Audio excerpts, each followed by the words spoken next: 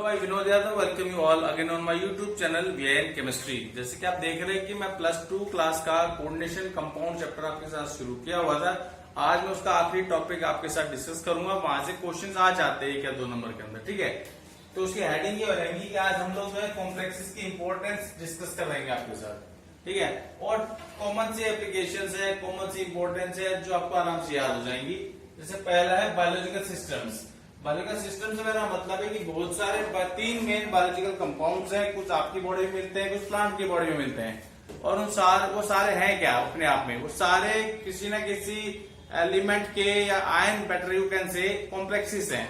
तो 3 जो आपको याद रखने हैं, एक आपकी बॉडी में मिलता है हीमोग्लोबिन, जिसकी वजह से आपके ब्लड का रंग लाल होता है। हीमोग्लोबिन किस चीज का कॉम्प्लेक्स कंपाउंड है? ये आयरन का कॉम्प्लेक्स कंपाउंड है। किसका कॉम्प्लेक्स कंपाउंड है? आयरन का। आपको याद रखनी बात है, ठीक है। Nobody will ask you to draw the structure of haemoglobin, लेकिन फिर भी आपको ये जरूर पता होना चाहिए कि हीमोग्लोबिन एक कॉम्प्लेक्स कंपाउंड है और उसका जो सेंट्रल मेटल एटम है वो आयरन है। दूसरा है आपका विटामिन B12,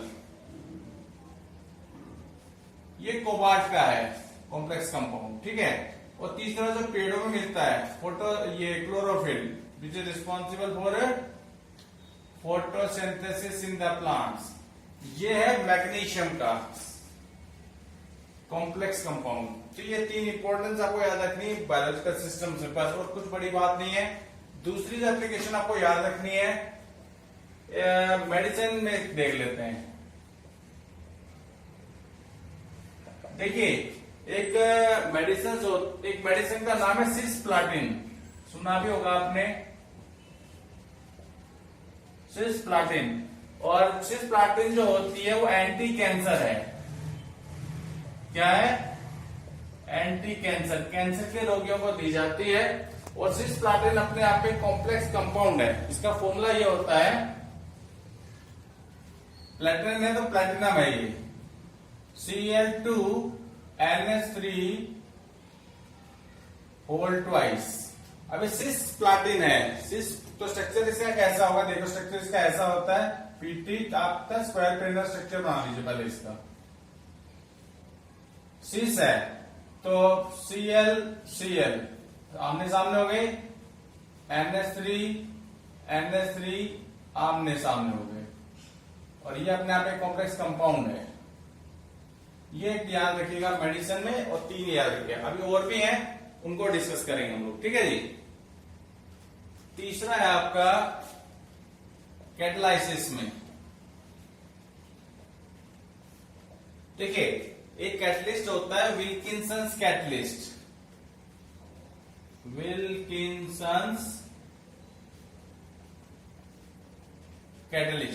विल्किंसंस कैटलिस्ट जो होता है अपने आप में एक कॉम्प्लेक्स कंपाउंड होता है। और ये कॉम्प्लेक्स कंपाउंड किसका होता है? रोडियम का होता है। किसका होता है? रोडियम का। इसका फॉर्मूला ये होता है RHCl2Cl और PPH का होल थ्राइस, PPH3 का होल थ्राइस। ब्रैकेट कीजिए बंद, RHCl PPH का होल थ्राइस, ठीक है। ये कॉम्प्लेक्स कंपाउंड है रोडियम का। रोडियम यहाँ पे सेंट्रल एटम है, क्लोरीन एक लिगेंड है। और 3 कौन से लिगेंड लगे? What is the formula? PPS3। PPS3 का नाम होता है ट्राइफिनाइल। ये ट्राइफिनाइल किसके लिए लिखा है मैंने? ये मैंने लिखा है आपका पीएच के लिए। किसके लिए लिखा है? पीएच के लिए। और ये पी किसको रिप्रेजेंट करता है? फॉस्फीन। तो इसका इस्तेमाल क्या होता है? इसका इस्तेमाल होता है हाइड्रोजनेशन में, एल्कीन के हाइड्रोजनेशन में होता है इस कैटलिस्ट का इस्तेमाल, ठीक है। तो अभी 3 हो गए हैं, और भी हैं, उन्हें डिस्कस करेंगे थोड़ी देर में।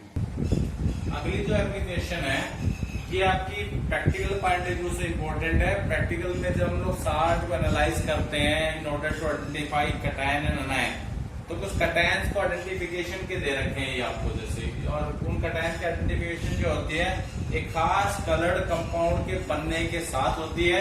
और वो जो खास कलर्ड कंपाउंड बनते हैं वो सब कॉम्प्लेक्स कंपाउंड होते हैं। आपको जो है कुल 4 याद रखने हैं। जिंक आयन, मान लीजिए आपको कोई जिंक का साल्ट दे दिया, जिंक क्लोराइड, तो जब जिंक क्लोराइड का रिएक्शन भी कॉम्प्लेक्स कंपाउंड से कराया हमने K4 एफिशिएंसी के साथ, तो ब्लूइश व्हाइट रंग की पीपीटी बनती है जो अपने आप में कॉम्प्लेक्स कंपाउंड ही होती है। फॉर्मूला होता है Zn2FeCN6। ओके, दूसरा है फेरिक आयन। मान लिया आपको साथ दे दिया फेरिक क्लोराइड, तो फेरिक क्लोराइड को भी जब इससे कराते हैं पोटेशियम एक्सेस आयन और फेरिक के साथ, तब प्रिसिन ब्लू कलर का कॉम्प्लेक्स बनता है आपका। क्लियर? ऐसे अगर मान लो कोबाल्ट का आयन आपको दे दिया, मींस कोबाल्ट क्लोराइड दे दिया आपको, तो उसका रिएक्शन हम करते हैं KZFeCN6 के साथ। तो यहाँ पे रेडिश ब्राउन कलर की पीपीटी आपके सामने आती है, वो खुद भी अपने आप में कॉम्प्लेक्स ही है। और ये निकल आयन भी अगर मान लो आपको दे रखा हो NaCl2, तो NaCl2 का रिएक्शन हम अमोनिया सोल्यूशन और DMG के साथ कराते हैं, तो एक रेड कलर की पीपीटी बनती है और वो अपने आप में कॉम्प्लेक्स होता है। नाम है निकल डाइमिथाइल ग्लाइकोसाइड कॉम्प्लेक्स। इसको स्ट्रक्चर को थोड़ा आपको याद करना पड़ेगा, ठीक है जी। याद तो फिर सारे करने हैं आपको एज ए केमिस्ट्री स्टूडेंट, पर ओवरऑल क्या है, एग्जामिनर आपसे पूछता है कि how complex compound find importance in qualitative analysis, तो आपको छूट है 4-5 दे रखे हैं, कोई भी 2 जो आपको आसान लगते हैं उनको आप याद कर लीजिएगा। लेकिन मान लीजिए अगर वो आपको स्पेशली आयंस का नाम दे करके पूछेगा, तब तो कोई कंडीशन नहीं है, कंडीशन है तब तो आपको वही रिएक्शन लिखना पड़ेगा जो एग्जामिनर ने आपसे पूछा है। तो ये तो आपकी कुछ इंपॉर्टेंस हो गई, हालांकि अभी खत्म नहीं हुई है, एक इंपॉर्टेंस और है, वो आपका है जब हमने एक्सट्रैक्शन ऑफ एलिमेंट्स वाले चैप्टर में हमने पढ़ रखी है मैकआर्थर प्रोसेस वगैरह, जहाँ पे गोल्ड को और सिल्वर को एनालाइज नहीं किया था, एक्सट्रैक्ट किया था उनकी ओर वगैरह में से, तो वहां पे भी मैकआर्थर प्रोसेस आपने पढ़ा था एक, और तो वहां पे वो रिएक्शंस भी हैं। और इसके अलावा निकल की प्यूरिफिकेशन में भी एक अपना मेथड था मॉन्ट प्रोसेस, तो वहां पे निकल कार्बोनिल बनता है, तो वो मैं रिएक्शन आपको लिख करके समझा देता हूँ, ठीक है जी।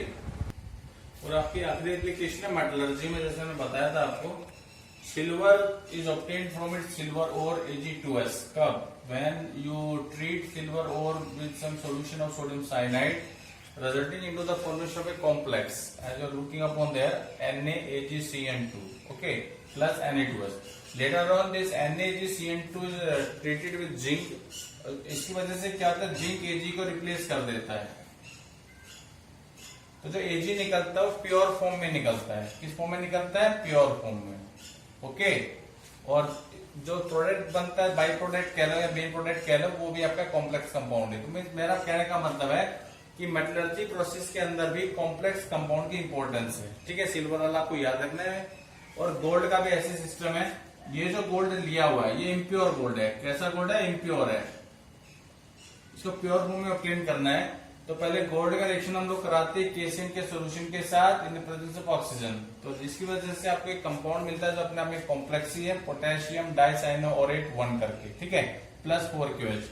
Later on this is again reacted with zinc and again zinc replaces gold from air. Gold की जगह जिंक की जगह गोल्ड जाएगा, गोल्ड की जगह जिंक आ जाएगा, ठीक है। तो यहाँ पे जो आपको गोल्ड मिलता है प्योर गोल्ड है। तो मेरा कहने का मतलब कि आपको थोड़े ये रिएक्शन याद रखने हैं, क्योंकि आपके सिलेबस में 2 बार दे रखे हैं, इस एप्लीकेशन में दे रखे इंपोर्टेंस ऑफ कॉम्प्लेक्सेस में, और दोबारा आपको दिए हुए जब एक्सट्रैक्शन ऑफ एलिमेंट वाला चैप्टर आएगा तब। और एक और प्रोसेस आपका वैन आर्कल मेथड, इसी क्रम में आएगा ये van Arkel method for the refining of nickel, ठीक है, nickel. Van Arkel is sorry Mond process, better we can say Mond process, Mond process, Mond method क्या तो प्रोसेस कर, इसमें क्या करते हैं, जो इम्प्योर निकल होता है, दिस इज इम्प्योर निकल, इसका रिएक्शन 4 मॉलिक्यूल कार्बन मोनोऑक्साइड से हम लोग कराते हैं, या कार्बोनिल ग्रुप कह दीजिए, resulting into the formation of निकल कार्बोनिल NiCO4। फिर इसको फिर हीट करते हैं तो ये अलग फिर हो जाते हैं, निकल अलग हो जाता है, और 4CO। इस बार जो निकल आपको मिला है प्योर निकल है। कैसा निकल है? प्योर। तो सिंपल से रिएक्शन से आपको थोड़ा याद करने पड़ेंगे, और बाकी टॉपिक आपका खत्म हो गया, इंपॉर्टेंस ऑफ कॉम्प्लेक्सेस। तो ये भी आपको लर्न इसलिए करना है क्योंकि एग्जामिनर कभी कभार 1 मार्क में या 2 मार्क में क्वेश्चन पूछ लेता है CBSE या स्टेट बोर्ड वगैरह के अंदर, ठीक है। तो अगर आपको लेक्चर सही लगा हो तो please like the lecture, share the lecture and please subscribe my channel. I will very thankful to you. और जैसा कि मैं भी देख रहा हूँ कि मेरे भले ही कुछ कम लोग देख रहे हैं, लेकिन जो टाइमिंग, जो व्यूअर्स का टाइमिंग है, एवरेज टाइम अच्छा आ रहा है, तो मुझे इससे खुशी मिलती है कि चलो कम लोगों ने देखा लेकिन पूरा देखा कम से कम, ओके। और इसके साथ ही चैप्टर भी खत्म हो गया आपका। इसके बाद मैं ऑर्गेनिक केमिस्ट्री के चैप्टर को स्टार्ट करूंगा। तब तक के लिए थैंक यू वेरी मच।